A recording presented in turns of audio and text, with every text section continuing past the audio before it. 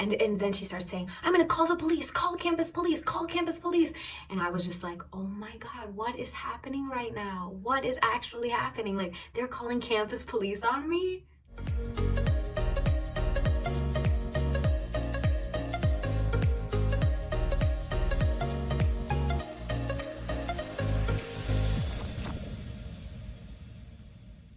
Hi guys, hello to my like 3 returning viewers. I still appreciate you.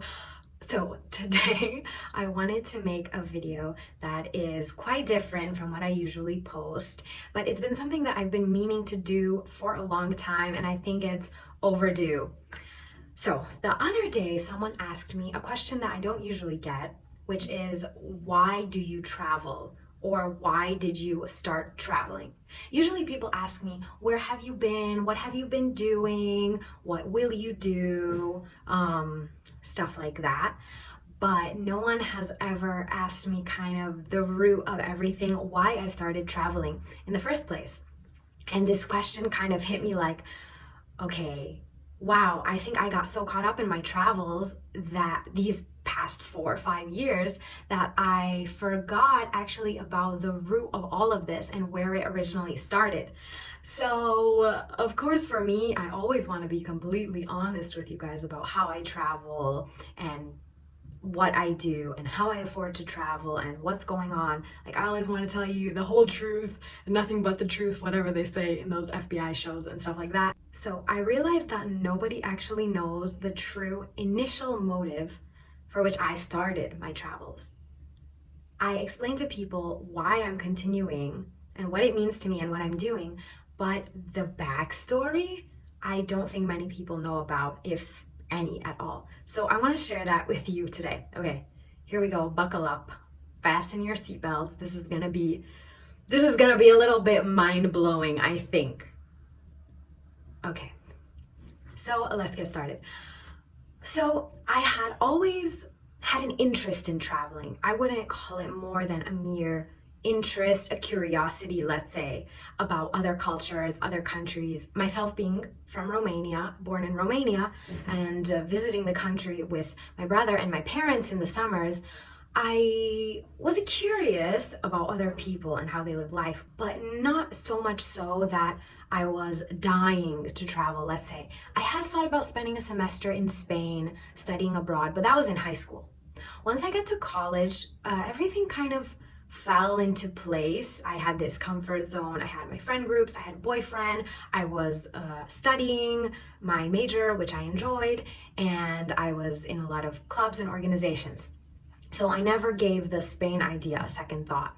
So here is where we start the juicy part. And so before I tell you what I'm going to tell you, I'm going to tell you that I was going to title this video College Roommate Horror Story, just so you get a little preview of the things I'm about to tell you right now. Okay, so let's get started. So I had this roommate my freshman year of college, and we were like the perfect match, the perfect roommates. You know, we hadn't even taken a survey or anything. I don't know how they paired us together, but it was like a match made in heaven, like me and this girl. Let's call her Jennifer. Me and Jen would do everything together, like really everything. We had the same interests. We had similar personalities, but different enough so that we complemented each other. And we were just always about having fun and trying new things and meeting new people and going to different events at the university. We were always socializing together. And everything was fine, you know. Our first year, freshman year, I still consider one of the best years of my life up to this point. This was in 2012 to 2013 when I started university. And now it's 2019. So yeah, this story is really long overdue, actually. The semester ends, the second semester ends, it's May, we have summer break, and then in August, we start up again the new school year, our sophomore semester. Jan and I were rooming together again because we chose to, because you know, we were like really besties at this point. So we were rooming together in the same room, and we had an apartment off campus, but still part of campus housing. That's where we randomly got placed. In this apartment, us two and 2 other girls in the next room over. So it was 4 of us sharing one apartment, 1 bathroom, 2 bedrooms. Okay, So everything was fine and great, and we were having a lot of fun, but one of these new girls, let's call her Allie, she was a lot more intense than us, I can say. She loved going out, she loved partying, she loved drinking, and this is fine. Like, it's fine, it's no problem, but she was very, very intense and in your face about it. So, we still had fun together. Like, we would go out, we would drink. She had this massive stock of alcohol under the kitchen sink. And this is not really the best idea because, we were 19 at that point, which is underage in the US to be drinking. So, okay, whatever. She likes to have fun, Allie, or whatever I said her name was, I don't remember. And we always went along with it. But there was a certain point, I would say the end of September to mid-October, when there started to be kind of a different vibe between us, the four of us. Well, let's say the three of us, because the fourth girl, actually she moved out, and let me tell you, she knew what she was doing. I don't know, but she moved out. I don't know for what reason. Maybe she didn't like the drinking, okay. So the fourth girl moved out, so it was me, my best friend, Jen, and the other girl, Allie. Okay, so the three of us, at one point it started getting weird in the sense that they started becoming very secluded within their own little friendship bubble. And I mean, I get it. I was very, very busy at the time. I was in a theater production. I was a chair of some organizations at the school, and I just had quite a lot of stuff on my plate. So let's say I wasn't partying with them as much as I had been the previous month. So this is like, I could say mid-October, they started excluding me from stuff. And it was it wasn't very direct. It was very casual and nonchalant. They would just leave the apartment together or go to some party or go to some place or plan something for the day, but they hadn't told me about it or they forgot to tell me about it. Okay, fine. I was busy anyways. So one Saturday night, there was a party at one of the houses near ours, off campus.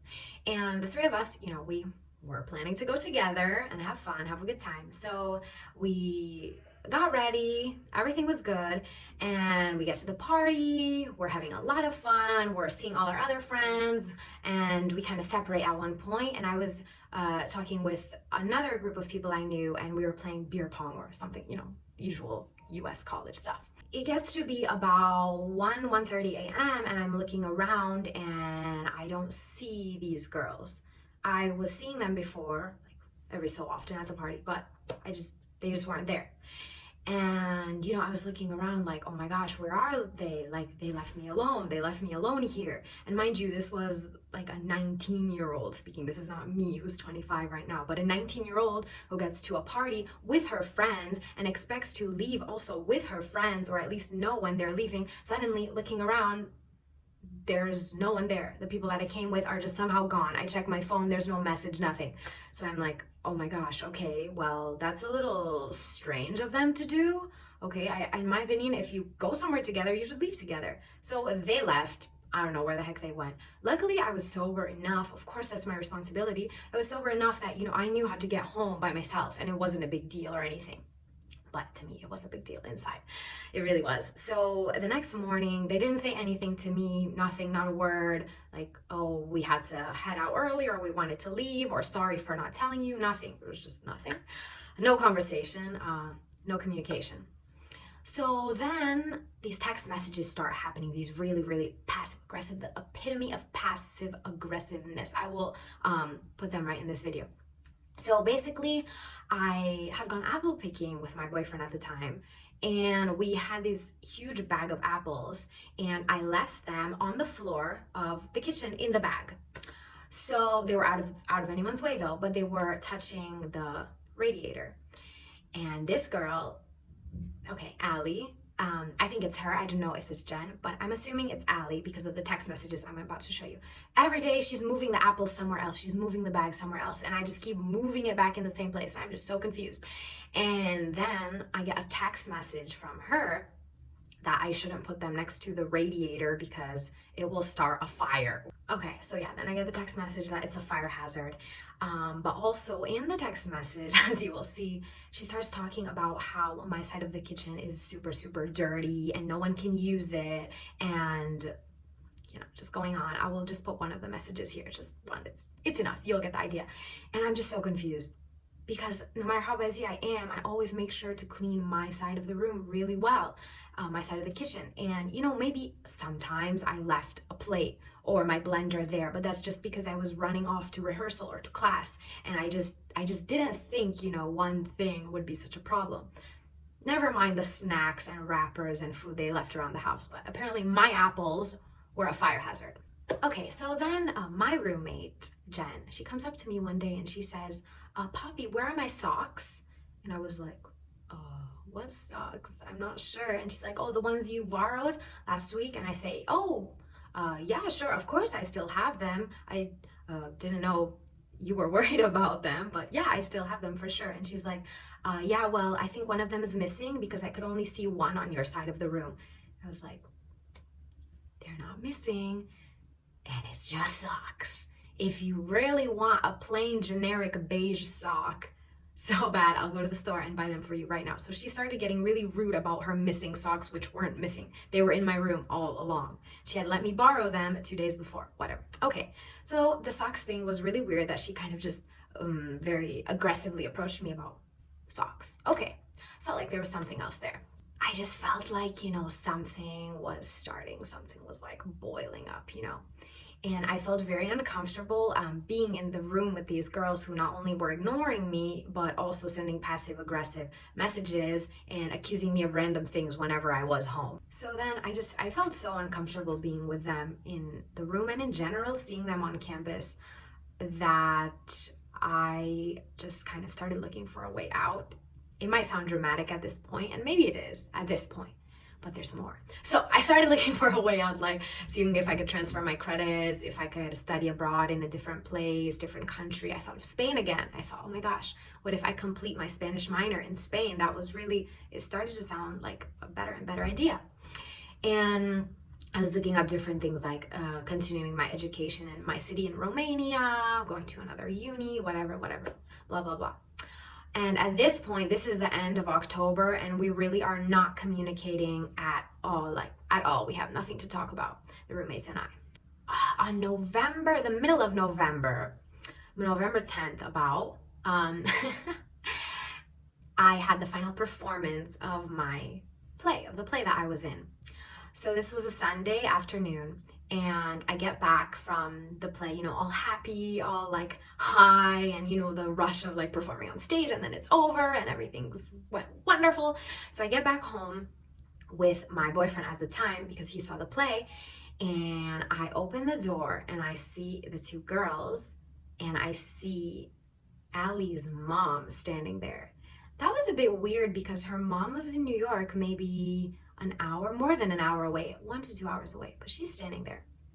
So me and my boyfriend go to my room and we start to close the door, and then Allie's mom just bursts the door open. She comes like rolling in. That's only how I can describe it. And she starts screaming, like really screaming, like, how dare you? What do you think you're doing? Why is your boyfriend always here? Why are you upsetting these girls?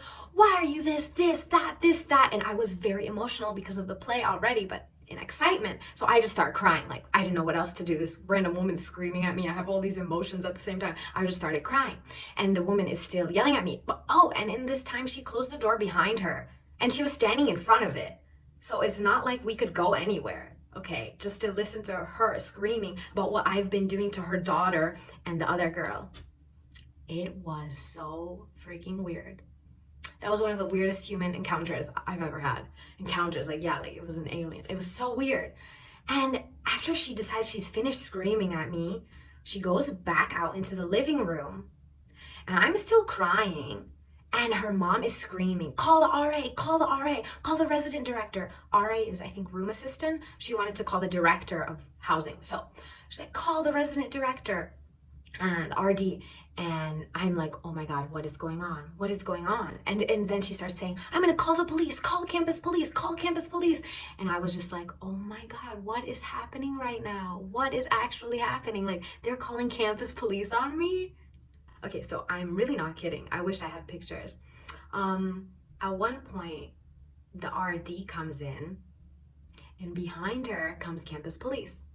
Literally, the campus police is in our dorm room apartment. I'm just like, even when I'm thinking about this, like, how many years ago? 6 years later, I'm like shaking. Like, okay, so basically, campus police comes, the RD comes, and they start questioning us. They're doing it in a pretty diplomatic way, you know, they're not accusing any one person or the other. They're just asking questions like, girls, what's going on? What's happening? What's been happening? Why? The campus police was literally like, it's like, why am I here? Like, and this girl, Allie, and her mom are talking about how I'm always leaving dirty plates in the sink. And the campus police is like, okay, so why am I here? And then they start talking about, okay, get this. So I had asked them if it's okay that my boyfriend stays in our apartment for, it was maybe 5 days one time, and maybe another 5 days, maybe 2 weeks he stayed altogether during the semester. But no, because we went back home. So, okay, maybe he stayed a total of 10 days throughout the semester in our apartment. But we were not sleeping in the bedroom. We were just sleeping in the living room to not bother anyone. Like, if we were talking or coming in late or coming in early or whatever, like, we didn't want to bother anyone. We were just in the living room. And I asked them if it was okay. And they said, okay, yeah, sure, it's fine. It's fine. He can stay here. It's okay. It's cool with us. No problem. You know, all like happy and, you know, no problem here. So what does Ali and her mom start talking about except the fact that my boyfriend is here unregistered and he's been living here for 3 weeks without anyone's permission or desire? I was like, I literally asked your daughters if he could stay here. Okay, that's true. I didn't sign him in with a resident director, but I felt like he used to be a student of that school, so I felt like it wasn't necessary. I didn't feel like he was, you know, a foreigner. Like, they both knew him before too, right? So this is not like a random stranger. Like, we had all spent time together before the past year. But apparently it's a problem now that they didn't talk to me about. They just start telling campus police that I have an unregistered, unknown person living here for 3 weeks. Alrighty then. Okay, you know what? They could have that one. But not to mention the fact that, okay, they were always bringing random guys home and bragging about having threesomes and whatever guy and this guy and whatever. You know, I was like, you know, I'm gonna save them some dignity. I don't want to mention any of their threesomes or whatever, which I didn't feel comfortable with, like random people in our apartment. Like, okay, but I wasn't gonna go there, you know, so whatever. And so they just start going on about my apples and my plates, and the campus police is really like, he's really trying not to laugh, let's say. And I start saying my side of the story about, which is more like, I would say like emotional, you know, it's not like they did something physical to me, but you know, they're ignoring me, they're sending these passive aggressive text messages, they're being confrontational and rude or just not saying anything and then getting mad. So I didn't really have anything to tell campus police or the resident director. I could have told them about the stash of alcohol they kept under the sink, but you know, I didn't want to get them in trouble because they could have gotten maybe arrested for that or gotten put on some probation because you can't drink alcohol if you're under 21. But I didn't want to say anything about that either. You know, I think like I was just trying to be really diplomatic, but in a way I was also really emotionally shocked and I didn't know what to say or how to say it. So okay, campus police leaves. The resident director leaves.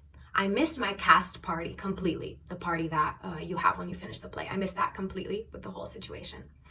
Okay, so that was Sunday night. About a week later, weird things start happening with my items, with my personal belongings. So basically, my towel from the bathroom, one day it was on the floor. My books that I placed on the table or on the couch, they were just thrown on the floor, next, like behind the TV. One day I came home to all of my shoes every single pair of shoe that we had next to the entrance on a shoe rack thrown on the floor in a pile. All of my shoes, like maybe, I don't know, 5 pairs that I had there were all thrown in a pile in the middle of the room. So I just slowly picked them all up, put them back on the shoe rack. I didn't know what to say, but I was really like mentally shaken at this point. Like, why are they doing this? What is going on? So basically at this point, I was really talking to my mom on the phone, and she was in Romania at the time, so she wasn't even there. And I was like, Mom, please, like, I really need to move out. Can you talk to the resident director? Like, I don't feel safe here. My stuff is being moved. My stuff is going missing. And no one is saying anything to me about it. They're just pretending like nothing is happening. And so, my mom is trying to call the RD. They're going back and forth. It doesn't seem serious enough for me to move out, apparently. But eventually, the RD is giving me options of different rooms that I can move into. So this is the beginning of December. It's almost finals week. And in the middle of preparing for projects and essays and exams and everything, I am trying to pack all my stuff and meet with random girls in campus that I've never met before to try to convince them why I should move into their room because they have an extra bed. Like the end of the semester, randomly. Okay. So at this point, I was sleeping on some other people's couches or in some rooms while I got it straightened out because I felt just like really unsafe in my own room, and I felt really unwanted, I think, more than unsafe. So basically, I found these girls that seemed really cool and nice, and they were definitely willing to have me move into their housing. So I thought like, oh my God, that's great. That's wonderful. Like everything, like, oh, this is so good. Like everything is over. It's finished now. These girls that now they stopped talking to me 100%. At least I could, just be away from them, distance myself. So I move into this new room. About, I don't know how, very shortly afterwards I moved, maybe the next day, I get a call. I was sleeping, I was taking a nap because I just went running. And I get a call. And when I wake up, I see this call and I see the voice message. So I listen to the voicemail, and it's from the campus police department. They say, "Hi, Miss Opriya. We want to get in touch with you about your former roommates." I'm like, okay, like what is going on? Like, please, like I just thought this was over. Like I thought it was finished.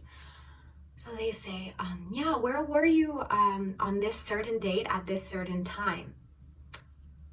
Okay. And I say, I was running. I was at the gym. I was out. The campus police starts to tell me that there was an act of vandalism in my former apartment with paint and colors and something glow in the dark or something under black light. I have no idea what he's talking about, but he's talking about this vandalism that apparently happened in my former room. And I was just like silent on the phone. I was just like, what the hell? Like, what is going on? Can these girls like give it a rest?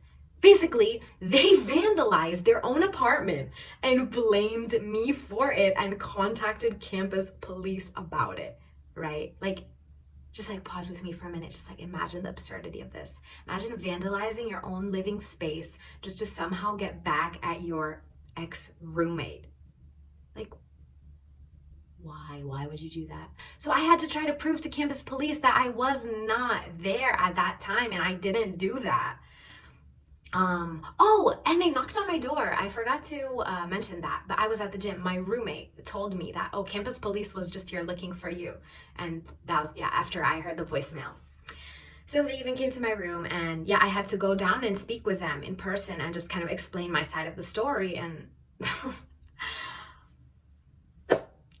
and prove myself that I wasn't there and I didn't do anything wrong. And at this point, this was really getting to my head, and I was starting to think like, I don't know, like, am I really a bad person? Like, am I just imagining this? Am I taking it too far? Did I take it too far? Am I like making things up?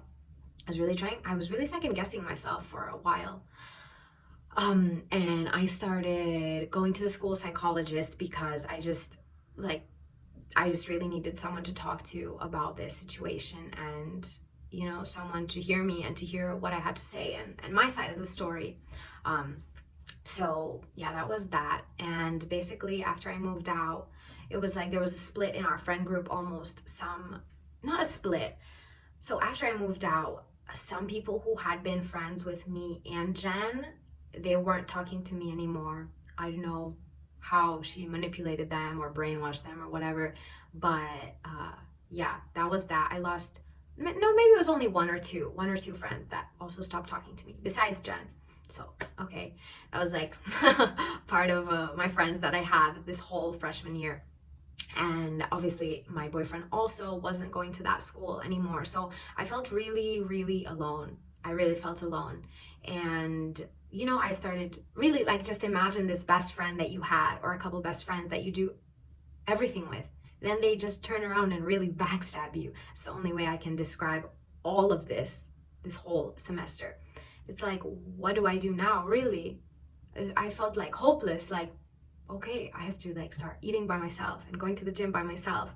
And I had already started that semester as they were ignoring me or avoiding me. But then once I moved, and once, some of our friends shifted, it became really like, oh, okay, now I have to like stand up on my own 2 feet alone. Like, it's just me alone versus the world. In a way, it was this kind of shock, like, okay, Poppy, it's like you versus the world sometimes. As this all happened and unfolded, I was still looking up ways to leave the campus. And if you can imagine, I was just looking them up more and more and more frequently. And I was more determined, not necessarily because I wanted to do something in particular, but because I wanted to leave something. I couldn't handle this feeling of seeing them on campus every so often, every other day, because it was a small campus, and seeing them and just having all these memories, all these flashbacks of campus police being in my house and their mom locking me in the room with her, and my stuff being thrown on the floor and just being like left places and ignored. I couldn't be in the place that held all these strong emotional memories and these negative ones. So I really had to find a way to leave. And that's when I kind of sold myself on, okay, now it sounds like a better and better idea to go study abroad and to finish my minor. But that was kind of only the second motivating factor. The first motivating factor was that I just needed to leave my university. Finally, I applied for a semester in Spain, in Sevilla, that coming fall. So a year after everything had started happening.